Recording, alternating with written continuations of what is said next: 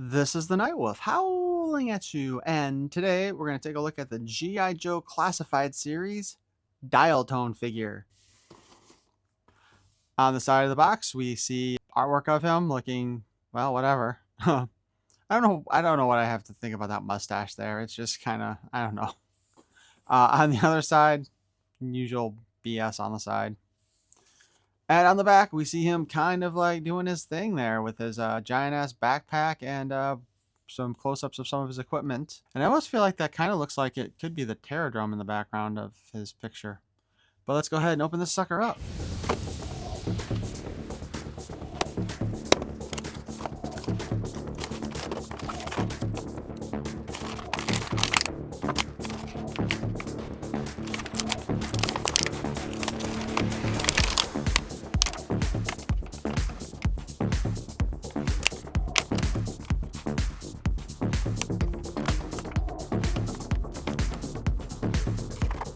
Oh, yuck.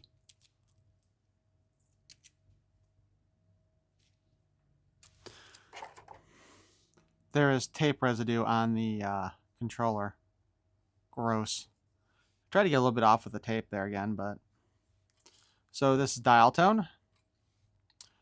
He comes with what I'm assuming is supposed to be a enhanced hearing device. Although on the packaging, it's gray like his backpack, and I think it would have looked better if they'd done that.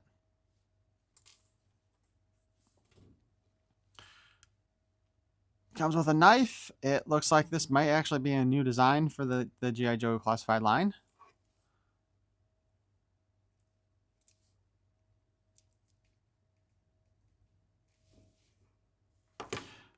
We've got his little controller there that currently looks like he's paused on a video of some sort. Actually, I guess this is probably just a cell phone now that I think about it.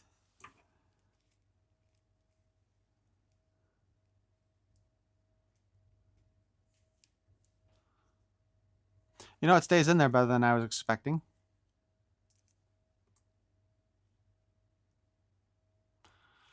I don't really see a spot on him where this would go.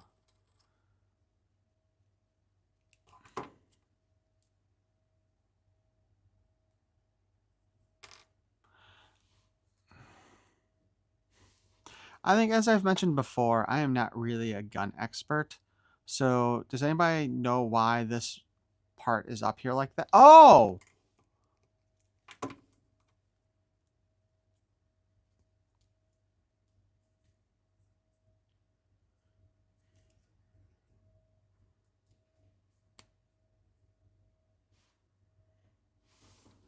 Look at that. I figured out something on my own.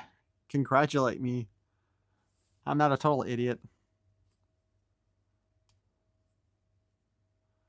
Although I'm going to say that doesn't really hold in there very well.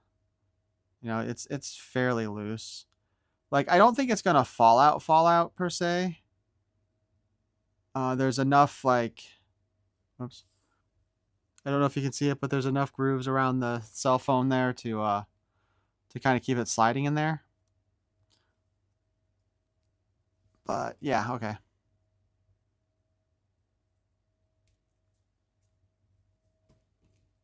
Oh, look at that. Now I can't fit it back into the pouch. You know, if you take a look at that pouch there, I'm not really big fond of that design. It's not an enclosed thing. So that does seem like it potentially could fall out a lot easier because of that. But let's set Dialtone back for a moment and take a better look at his equipment here. His backpack looks like it's got multiple camera designs on here.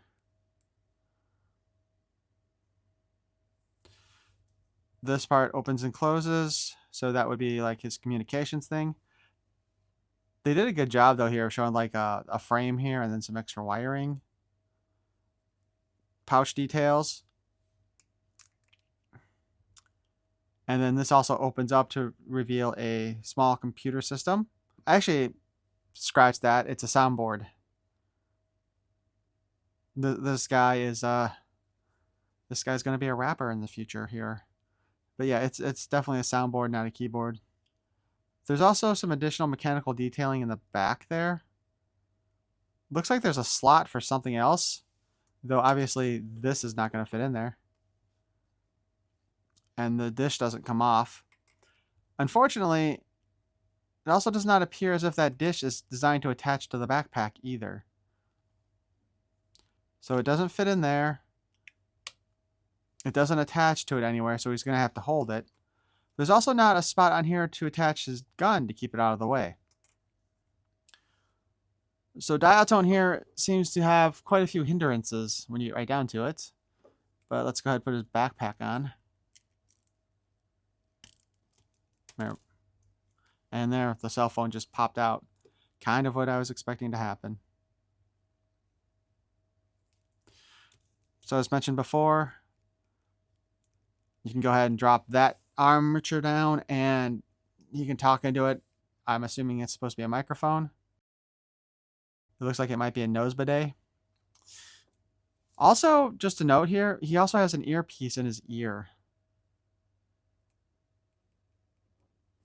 And that goes all the way down his neck and to his choker there. So that's actually very much like, oh shoot, it was one of the female characters I just reviewed for that were from outside the US originally. I can't remember if it was Glenda or Quarrel.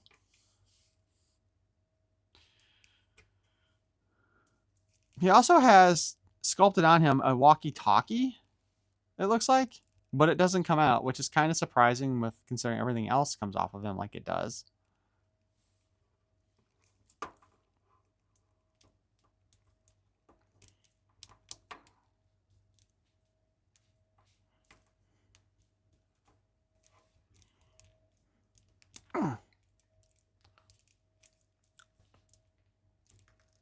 The thing that's kind of funny though is like,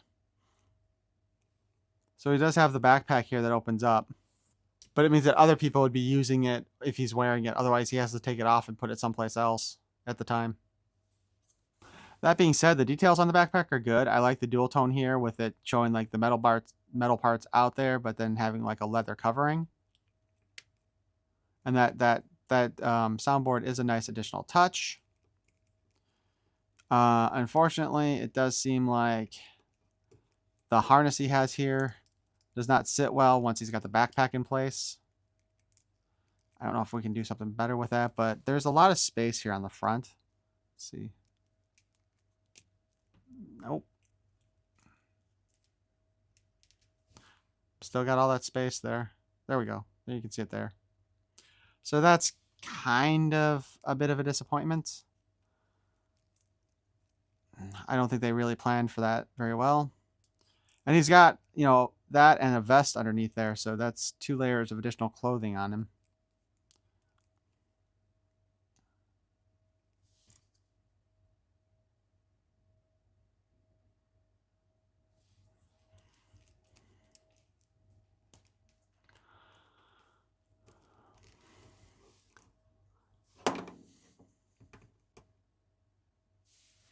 Codename, Dialtone. Communications. File name, Morelli, Jack S. SN number, RA. Bunch of numbers. Primary military specialty, radio telecommunications. Secondary military specialty, infantry. Birthplace, Eugene, Oregon. Grade E4. Dialtone built his own crystal set when he was 10. By 14, he was part of a CB net and had his own ham station by the time he was 16. Dialtone made all of his own equipment, buying parts with quarters earned bagging groceries. He saw the army as a means of furthering his education in his chosen field and quickly found that instead of a stepping stone, it was a goal in itself. Manning a radio in the field wasn't just passing time, it was a job with a purpose. One of the scariest things that could happen to you out in the field is to lose contact with your base. That means you are alone. No equipment, no artillery support, no airstrikes, no medvac, no extraction, no nothing. The cavalry ain't coming until the man with the radio tells them to. So Dialtone does have an important job. I mean, overall, the figure does look pretty good. I have no real complaints on that. The only thing that I'm going to complain about is the inability to put his equipment on his backpack here to get it out of the way. I don't see myself displaying him with this thing very likely. I will probably end up having the phone back in the gun though for the display. I just wish there was some place to attach this thing to on the backpack.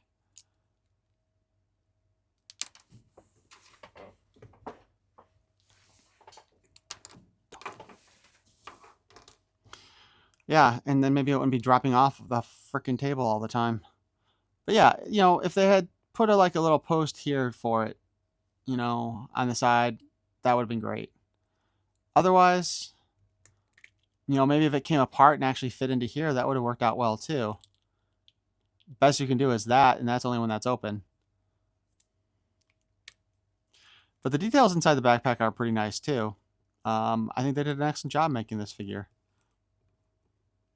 Dialtone was not really one of my favorite characters in the cartoon, but the original figure wasn't too bad, although I didn't really quite understand what the communication pack was for back then. I kind of thought it was a weird looking jetpack.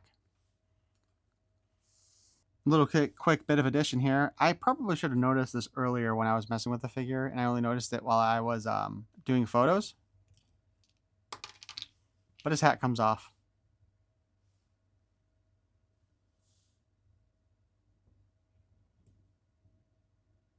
It's actually a really nice head sculpt with the hair in there like that now. And there's a close-up of the earpiece, by the way, which is also easier to see with his beret off. And it fits on there real well, too. I mean, that's why I didn't realize it came off earlier. Until I like touched it and felt, wait, that feels kind of hollow. But I hope you enjoyed this look at Dialtone. And if you did, please sonic that like button. If you want to subscribe, that would be great. I'd appreciate it. Thank you for watching. Peace and love.